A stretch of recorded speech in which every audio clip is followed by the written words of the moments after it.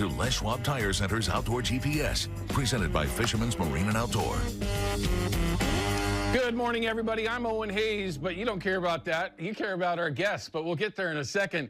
You're watching Outdoor GPS, and of course, it's Les Schwab's Outdoor GPS presented to you by Fisherman's Marine and Outdoor, and we're going to give you a number of reasons to head over there today, like we always do, it seems like. But special guest in studio, Mr. Bill Herzog himself. We're going to talk about winter steelhead, and we're going to kind of slant this to something a little bit different. Now, we've talked about it in the past, but it doesn't seem like very many people talk about it these days. We're going to talk about drift fishing and how Bill likes to break that down. Now, give me a shot with that Kershaw Tech Cam if you can, back there, please. I want to show you what Bill brought in. I'm going to tell you right now, you're going to see some consistencies here real quickly. You can see all these new versions of the Okie drifter, and some are 50 years old. These ones right here, by the way.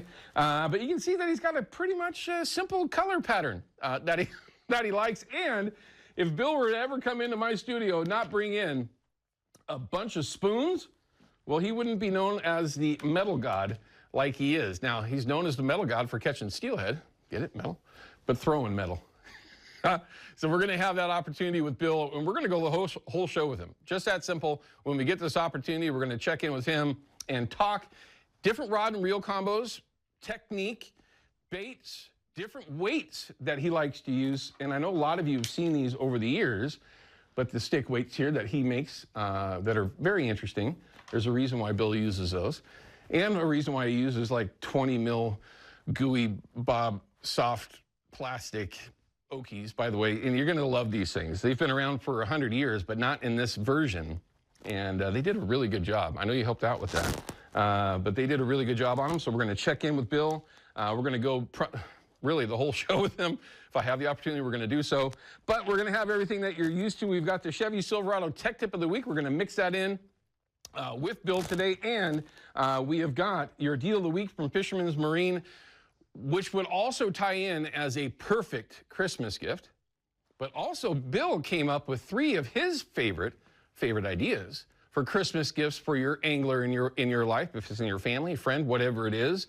And they took me back. They're very, very good Christmas gift ideas, so you're going to have to pay attention to that.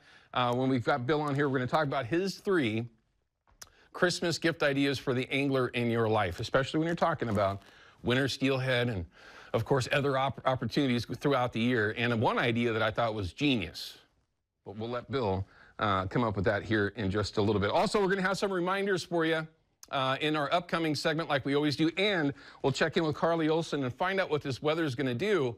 And just because I'm trying to save as much time as I can for Bill this morning, oh, don't forget, if you have questions for Bill, call us up on that North American Metals hotline. It's 503-548-6777. Questions, comments, reports, like always, we want to hear from you. But if you do have a live report, you go to the front of the line. And right now, people are certainly starting to ramp up their efforts on winter steelhead. Now, I haven't quite gotten there yet. I'm going to give up my report already because I'm going to save some time, like I mentioned, for Bill. My report this week is simple. I'm just still chasing ducks around. That's what I do this time of year. And for me, it sucks. So I'm actually thinking about steelhead fishing on Monday. We'll see how the conditions and everything kind of work out. But this morning with the weather, I could stand being out there getting rained on if I thought there were birds around. But that's just for me. My travels this week I spent everything going east, east, east, and I probably should have gone west, west, west. What's the old saying? I should have zigged when I was zagging kind of thing. Anyway, not a great week for me, but it wasn't for a lack of effort. But we're going to have all that info for you, those reminders as well. But for all of you that have been sending photos in, pay attention here. We're going to start showing you some of those photos. It's easy to do, lots of different ways to send photos in. It could be on our Facebook page if you're not a member there or a fan there or whatever it is you call that on social media. You can find us under pages, hit like, and you can follow along with what we're doing. But we're going to show you the best way to send those photos in as well here in just a second. But let's go ahead and start showing you some of those photos. We don't have a call yet. But if you are calling in, just be patient. Ryan's got to get through these photos real fast. Here's a November steelhead? No. All right. So everyone, I am not trying to give the photo, the person that sent this in. Take a look at this fish. Bill, go ahead, stand up, take a look at it. They sent it in as a November steelhead, and I want everybody to understand, this is not a steelhead, okay? Two things are going to tip you off. One, the color. Two, the pink. Three, the kype on the beak. Okay, that is a hatchery silver. So, hey, it was success in November. That's okay. No worries about that. All right, let's go.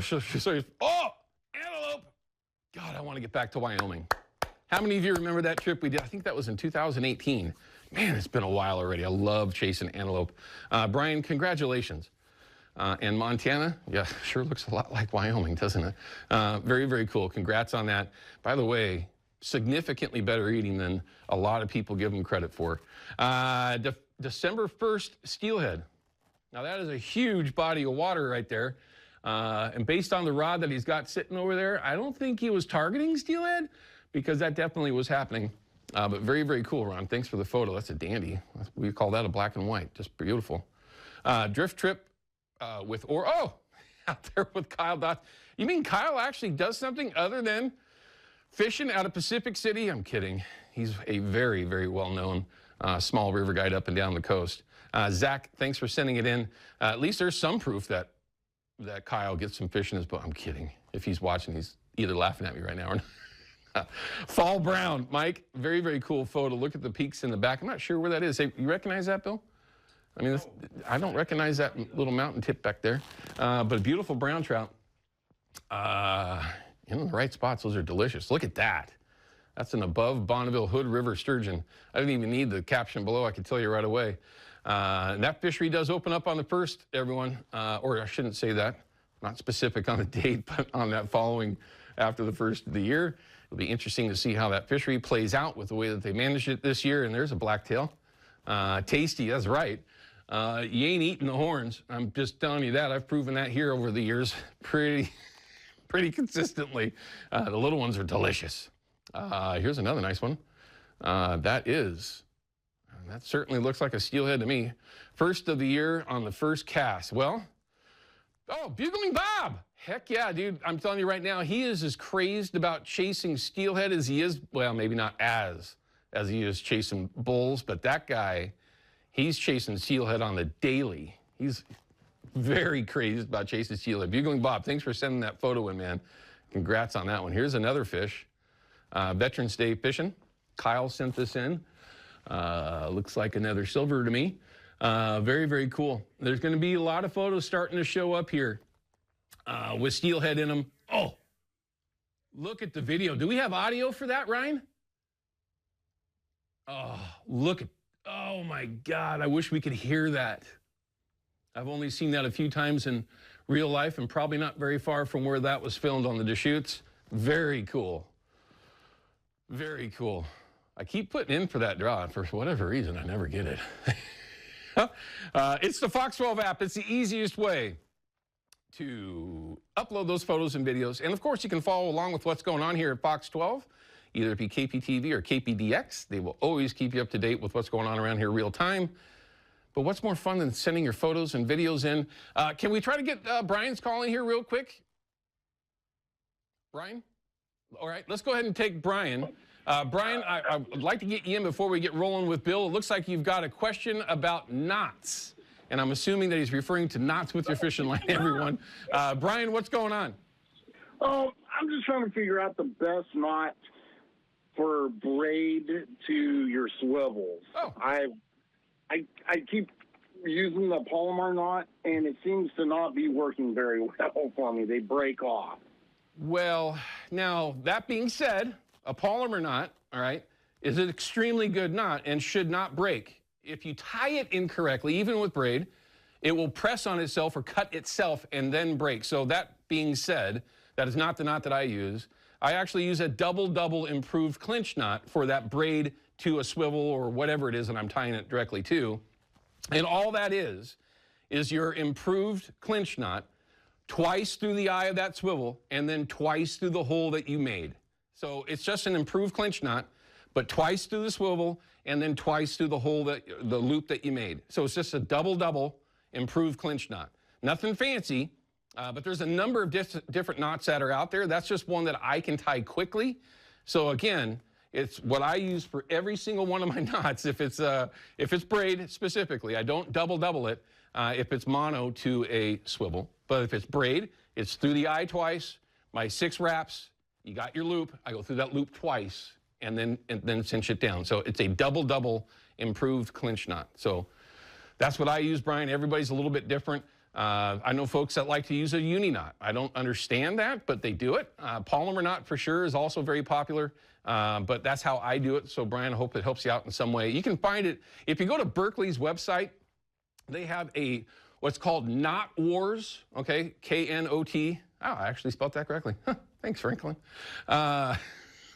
It's called Knot Wars, and it'll show you how to tie that double improved clinch knot, and they have testing ratings and everything on them as well. It's a really cool website that Berkeley put together many years ago. All right, let's go ahead and cut to a break. When we come back, I'm going to have Mr. Bill Herzog here in the studio. We're not going anywhere. We're going to stay right here, what we call the demo, and we're going to talk about a number of different things, steelhead related, drift fishing primarily, gift ideas as well, rod and reel combos, how he likes to go after them, and maybe when he might go from drift fishing different baits to throwing spoons or vice versa.